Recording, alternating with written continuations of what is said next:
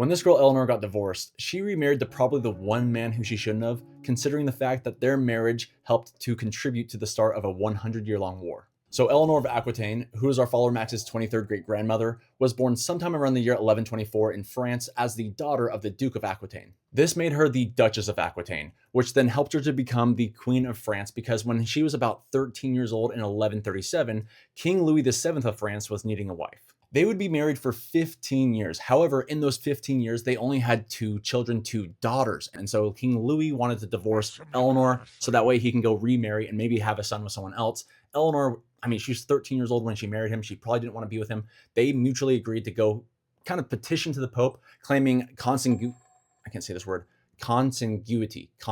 There it is.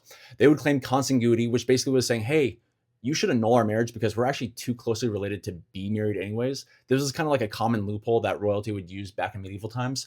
And so they claimed that and the Pope approved of it and they were divorced. And so now as a free woman, Eleanor, who was also able to retain her duchy of Aquitaine, which was a large portion of France, she was heading home from the divorce. And apparently the news that the annulment, that the divorce was going to be approved, spread pretty quickly. And there were two kidnapping attempts on her that she was able to escape because people wanted to try to force her into marriage so that way they could then inherit her lands. That's actually kind of crazy when you think about it. They are willing to kidnap her and force her into marriage so that way they can legally claim her wealth. I don't just forcibly take the wealth. I don't get it. Anyways, but as it seems, Eleanor had her backup plan kind of locked and loaded. She was probably already communicating with King Henry II of England. She then secretly went across the English Channel and married probably the one guy who her ex-husband, Louis VII, said, do not marry that guy. And the reason why Louis would not have wanted her to marry Henry is because just like those two guys who tried to kidnap her, Henry, now being married to her, now had legal claim to her land in France. The land that was even a larger portion of France than Louis had control of. Now this video, we're only scratching the surface of her life. We could probably make a 20-30 minute long video about all the things that she did. She went on to do so much more crazy, dramatic things in England.